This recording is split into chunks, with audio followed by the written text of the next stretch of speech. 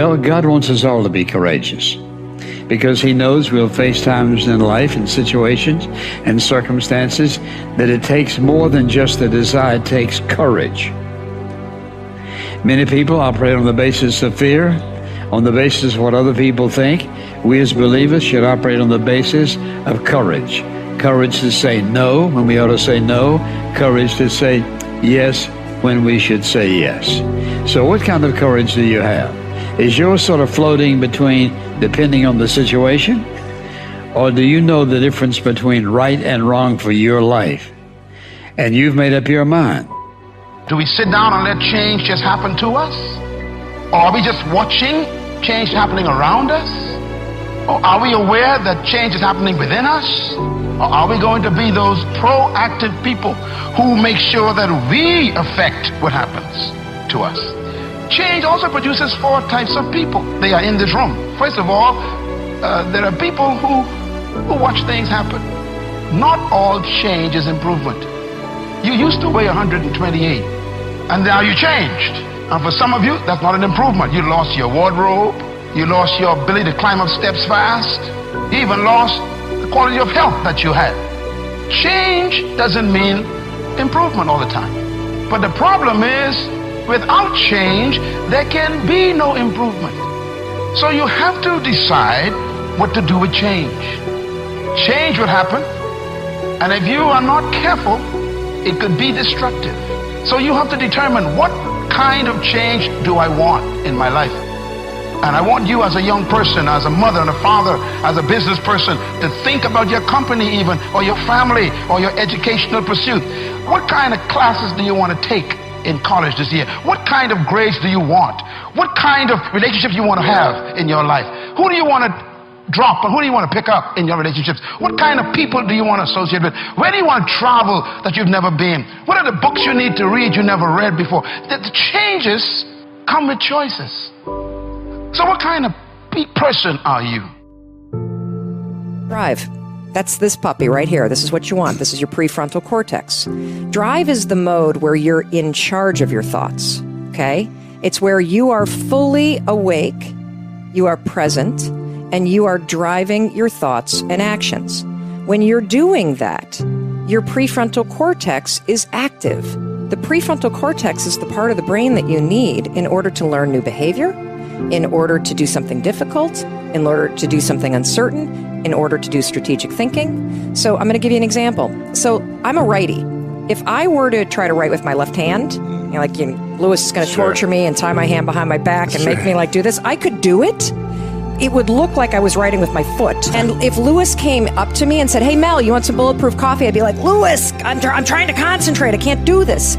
My prefrontal cortex would be el fuego, because it is firing on all cylinders to communicate to my hand new behavior.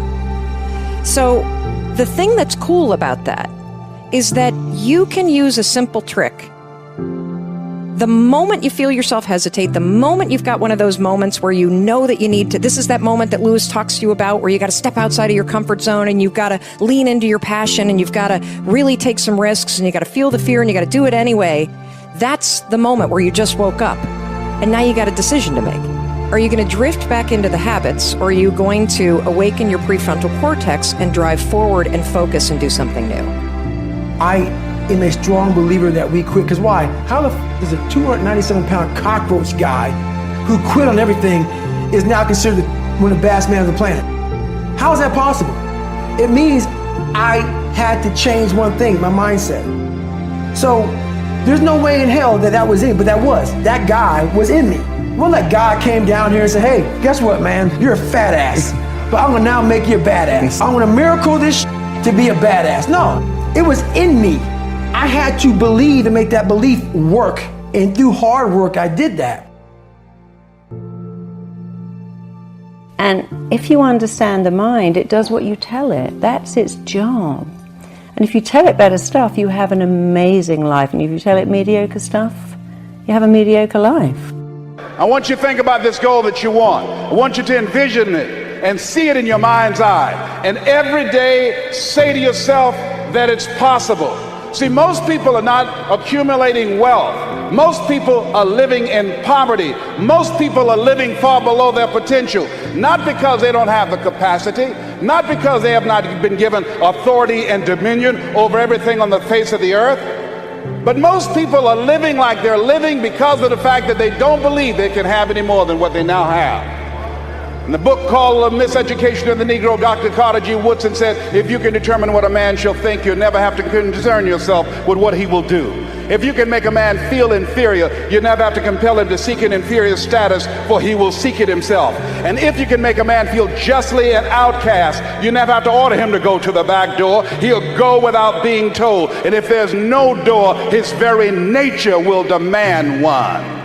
That's why Scripture reminds us, be ye not conformed to this world, but be ye transformed by the renewing of your mind. So every day you have to sell yourself and get out of your mind those old thoughts, that old belief system. Every day you've got to sell yourself on that it's possible.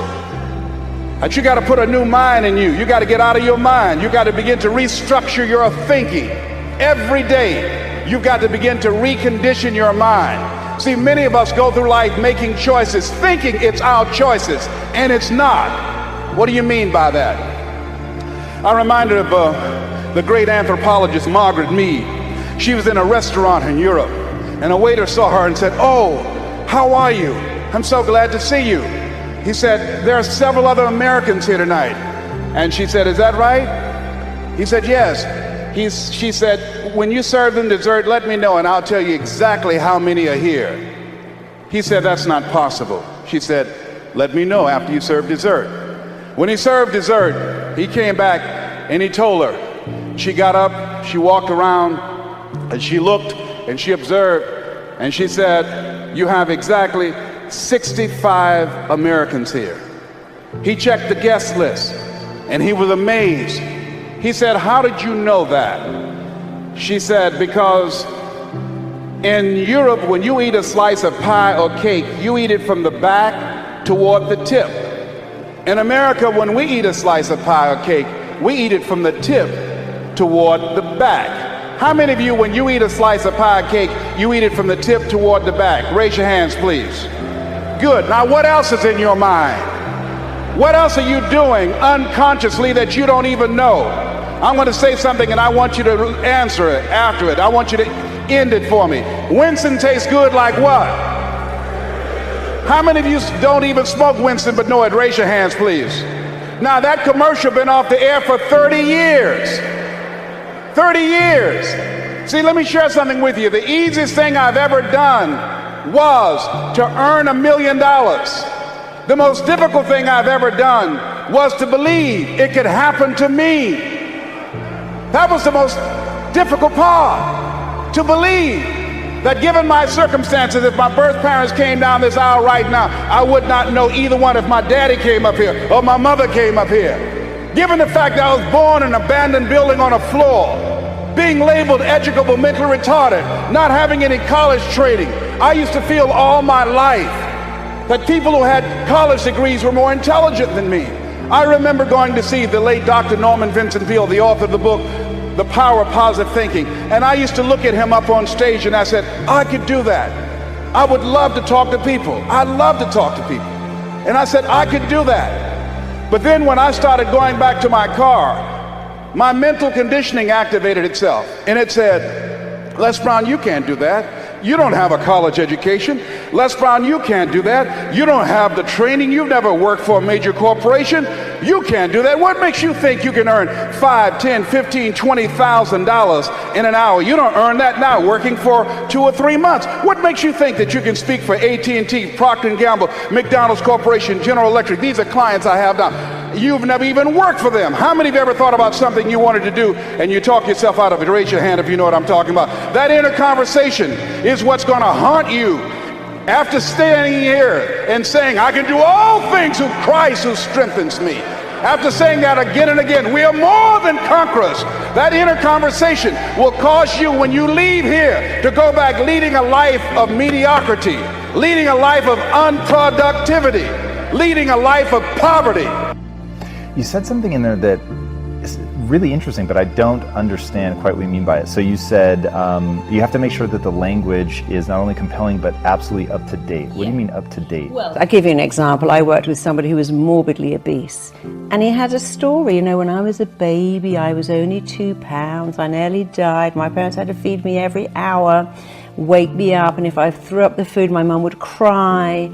And she has this story. I'm like, okay, but that's 50 years ago. Now you're going to die of being 600 pounds. So you have to talk to the mind and say, this is completely outdated. It's behind you. So people have a story, you know, I can't find love because my dad left when I was 1. I can't find love because my mum preferred my brother. I can't be a success because I never went to university. I can't speak in public because I blush. And without understanding, when you describe why you can't, you keep it going.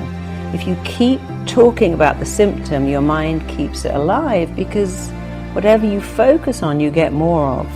And so a lot of people have language that's completely irrelevant. Like, yes, I know your dad left when you was 1. I know your mother put you up into foster care and didn't love you, but that's then. This is now. And so they have outdated stories, outdated language. I can't do that because the classic one I heard, oh my God, my boyfriend just ripped out my heart, stamped all over it, killed me, and if I find love again, it will kill me. I'm like, darling, he got bored, and you would have got bored too if you'd stuck around.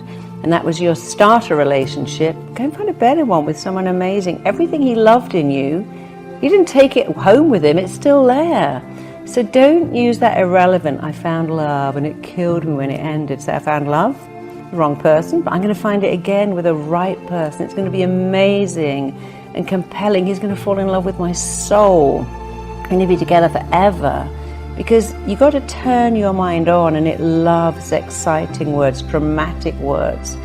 Really loves words that make a picture. So if I said to you, you can be the most phenomenal, powerful, awesome, incredible speaker. When you speak on stage, everyone stops to listen. You could hear a pin drop. They look at you.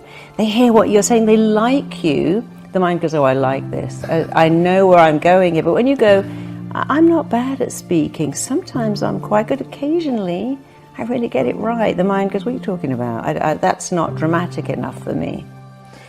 Yeah, I'm a huge believer in the power of self-talk, and that the way that you talk to yourself is going to have a profound impact on how you move forward, and like you said, getting excited and using big language. I'm way on board with that.